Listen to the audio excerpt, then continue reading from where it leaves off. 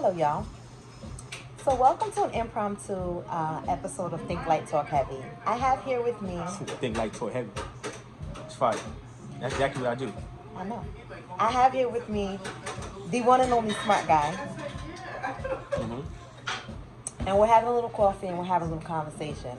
It's a fact. So, introduce yourself to the people. They know who I am. I know they do. Hey, oh, that's a fact. It's a fact. That's true. Yeah. Mhm. Thank you. So, some of the things that we were discussing Right. privately were in dealing with this hip hop community and Yeah. ownership. Yeah. That was something that you brought to my attention about the music not being owned by the artist that created. So, Right. what would be if you were able to create a, let's say, a template for the artist prior to them getting into the industry? What would you give them? What jewels of advice would you give them to secure ownership so that no one owns their art but them? Well. Before then, first of all, you gotta the same amount of money you spend on sneakers, jewelry, going to the club, getting high, etc., etc.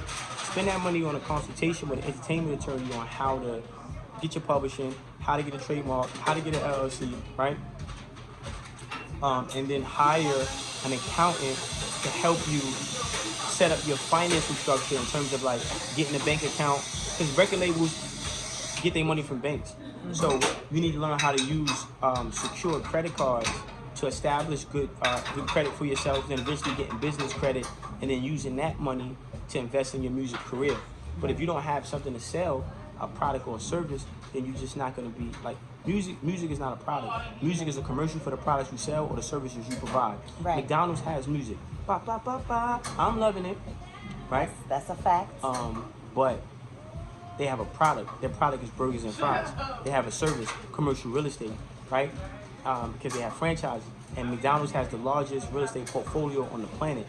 So artists, content creators have to figure out what's going to be their products. They have to get products, and those products have to be, those products got to be in alignment with what they consume on a daily basis, right? And then there's somebody who looks like you, who wears the clothes that you wear, eats the foods that you eat, buys the shit that you buy, that if you create something similar, they'll buy it from you. Right. And that goes to the point of how many times in hip hop did, Smith and Wesson made Timberland's famous? Wu-Tang made Helly Hansen famous with some of the stuff that they were wearing. So they made money for these corporations that do nothing to give back to our communities. Therefore, if they're but the corporation ain't supposed to give back to our community. They're not. Right? So I think again, their focus is to make sure that their corporation is financially successful, and they just want to create a diverse customer base. And unfortunately, we're the biggest consumers of products that we don't own, right? But it's conditioning to us. So we talk about, we're dealing with, like, it's called Emmer, right? And I'm gonna keep pushing this every single goddamn day. They established white supremacy through slavery. Emmer is EMER. Establish, maintain, expand, refine. They established white supremacy through slavery. They maintain white supremacy through institutions and law. They expanded white supremacy through putting leaders and political leaders and people in power to preside over those institutions. Then they refined white supremacy through technology, food, and media.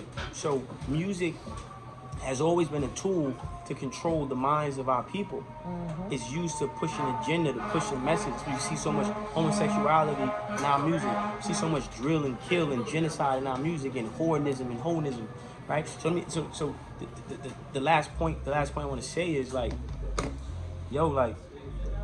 we don't produce nothing here in America.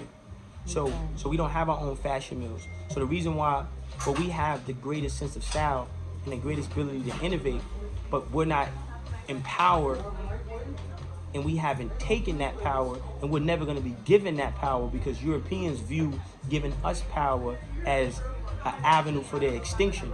So if they empower us, they're going to be extinct. They're going to be extinct, right? So we're not the minority. We're the majority We on the definitely planet, are. right? I want people to understand We're not the. So let's start there. We're not the minority. We're the majority. We definitely are. Secondly, Europeans have a inferiority complex and a God complex. They have an inferiority complex because they know genetically they're inferior to us. They're the recessive with a dominance. They have a God complex that's not authentic because they're not the true gods. We are, right? Absolutely. We are God's chosen people, but people don't realize that either. So what happens is we have to have. That's why I do what I do. That's why I speak the way I talk, unapologetic, unsolicited. I'm gonna take my proper place. I'm not waiting for nobody to put me in place. And we have a lot of traders in our culture. We have a lot of people that do backdoor deals with the white man. Because all skin folk ain't kin folk. Because they believe that the white man is God, and they taking that white man to be on their God. So they take on the European lifestyle and mindset. Yeah. So this is why we can't build. This is why we talked about it. Right now we in the Bronx, right?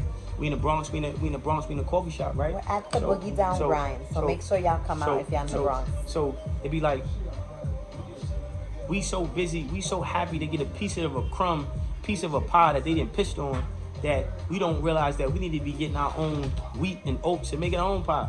Making our own and supporting our own. And this is why it was so important to me to come here today, because initially, I'm gonna blast you. I would have preferred to go to Starbucks. He wanted to go to Starbucks. I still do. I don't do Starbucks. I don't do Dunkin' Donuts. I would much rather support these particular places in our community, because this is what keeps the community going. But no, it don't, because we gotta have.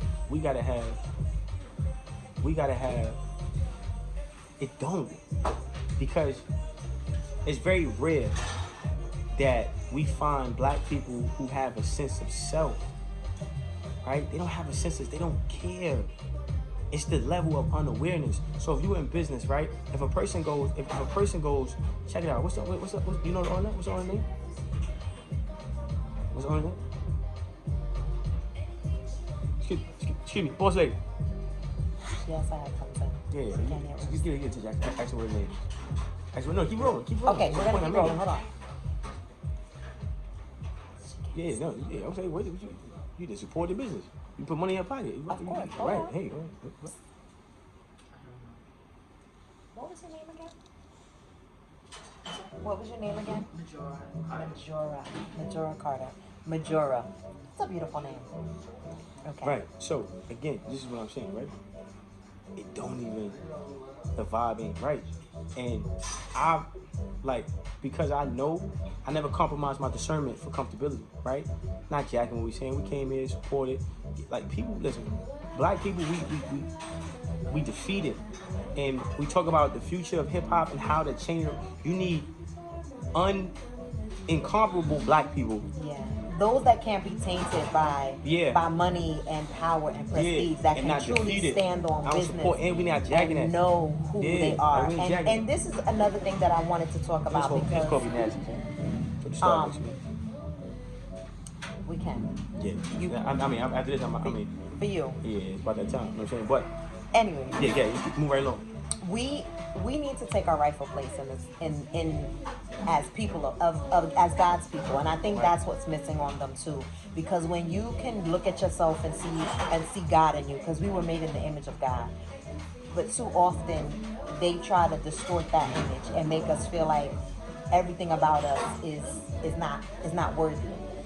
Our features, in order to be beautiful, you have to be light-skinned with light eyes or a certain type of hair. And that was the myth that was pushed into our communities to make us hate ourselves and hate each other.